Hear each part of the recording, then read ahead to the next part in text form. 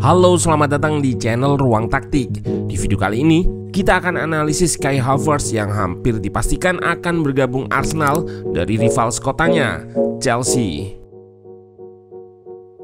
Kabar terakhir, Arsenal dan Chelsea sudah sepakat dengan kepindahan Havertz seharga 60 juta pounds dan akan segera melakukan tes medis pekan depan. Kepindahan pemain timnas Jerman ini hanya menunggu waktu.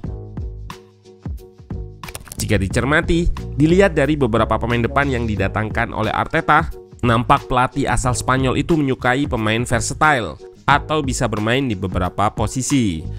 Sebut saja Gabriel Jesus di awal musim dan Leandro Trossard di tengah musim 2022-2023 lalu. Dan sekarang Arteta mendatangkan Havertz, penyerang yang juga memiliki versatility atau bisa bermain di banyak posisi. Nah, penasaran dengan detail analisis Kai Havertz dari segi taktikal? Let's go, kita bahas sama-sama. Selama karirnya, Havertz sudah pernah bermain pada semua posisi di lini depan dan beberapa posisi gelandang di lini tengah.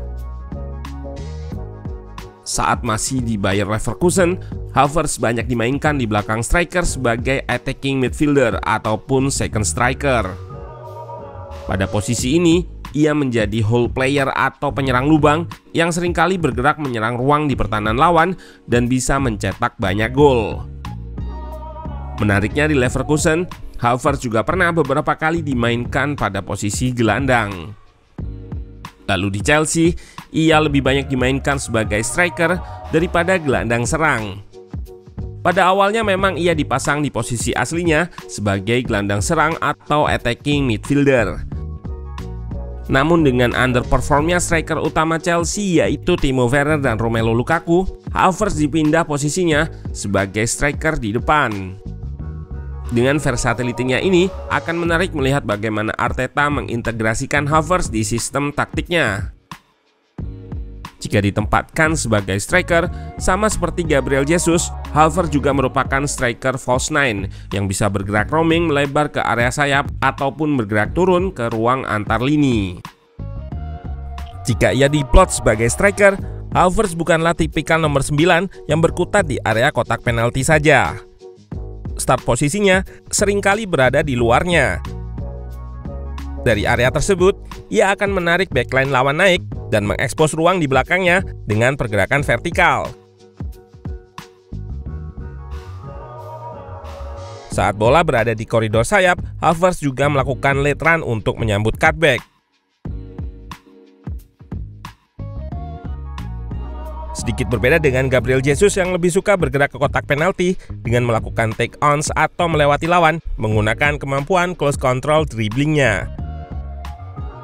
Percobaan take-ons Gabriel Jesus berada di persentil 97, sedangkan Havertz di persentil 50. Ini menunjukkan Havertz gak terlalu suka dribble jika dibandingkan dengan Gabriel Jesus. Keunggulan Havertz ada pada pergerakan dan positioningnya. Pemain berusia 24 tahun ini seringkali memposisikan dirinya di antara dua pemain bertahan lawan, area yang nanggung bagi bek lawan.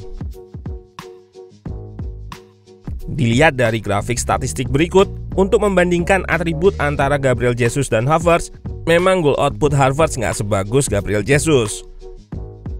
Namun, Havertz juga memiliki atribut bertahan yang nggak terpaut jauh dari Gabriel Jesus. Dan ia juga memiliki satu keunggulan lain yang belum dimiliki oleh Arsenal musim ini, yaitu kemampuan duel udara. Havertz memiliki stats aerial duel atau duel udara yang lebih baik dari Gabriel Jesus. Statistik duel udaranya berada di persentil 70, sedangkan persentase kemenangannya mencapai 94%.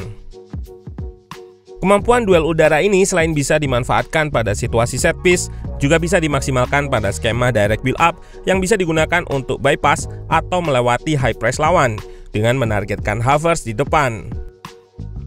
Direct build up ini yang nggak banyak terlihat dari Arsenal musim lalu. Jika kita bandingkan dengan Man City yang juara, mereka memiliki Haaland yang kerap digunakan sebagai target direct build up. Tentunya Havertz akan menambah variasi taktik dalam melakukan serangan. Arteta perlu untuk bermain pragmatis melalui long pass ke Havertz.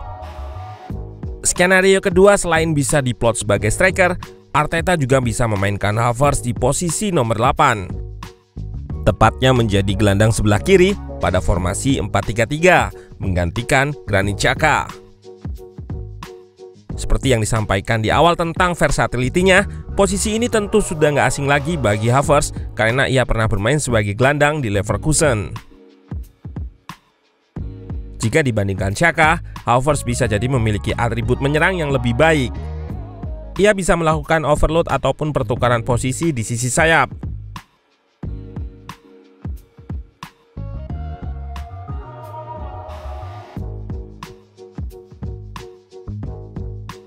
Melakukan vertical run mengekspos ruang di koridor half space dan melepaskan cutback. Ataupun menjadi target cutback seperti yang banyak ia lakukan saat mencetak gol di Leverkusen. Lalu, ia merupakan pemain dengan kaki kiri sebagai kaki terkuat, sehingga nggak akan canggung baginya saat menerima cutback dari sisi kiri. Selain itu, di posisi ini, Havertz juga bisa menjadi kreator menggunakan sisi kreatifnya. Ia bisa melepaskan true pass dari area half space sebagaimana yang sering ia lakukan di Chelsea.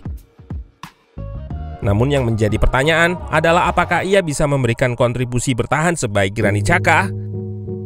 Yang kita tahu, Xhaka yang memainkan peran lebih advance di posisi nomor 8 tetap bisa memberikan kontribusi yang sangat baik ketika bertahan. Pemain yang sejatinya berposisi sebagai DM ini bisa melakukan counter press ke depan saat possession lepas dan juga bisa ikut turun hingga garis pertahanan, mengcover ruang di backline saat tim diserang. Aspek defensif dari Havertz ini yang harus menjadi concern atau pertimbangan bagi Arteta jika ia menempatkannya di posisi nomor 8. Karena jika Havertz nggak bisa menjalankan peran defensif dengan baik, maka DM Arsenal harus siap untuk mengcover area yang luas di lini tengah. PR bagi Arteta adalah bagaimana mengembalikan kemampuan goal scoring Havertz. Musim lalu, ia mengalami underperform XG, atau bisa dikatakan memiliki banyak peluang namun nggak mampu mengkonversikannya menjadi gol. Secara role, Havertz sebetulnya adalah pemain yang unik. Ia bisa menjadi false nine karena kemampuan link up-nya dan bisa menjadi nomor 8 atau nomor 10 lewat sisi kreatifnya.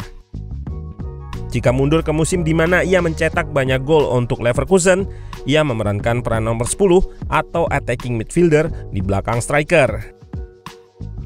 Jika ia diplot sebagai pengganti Xhaka, tentunya ini adalah ujian bagi dirinya untuk memainkan role yang berbeda lagi setelah sebelumnya banyak berkutat sebagai false nine. Nah, mampukah Arteta mendongkrak performa Havertz? Patut kita tunggu musim depan.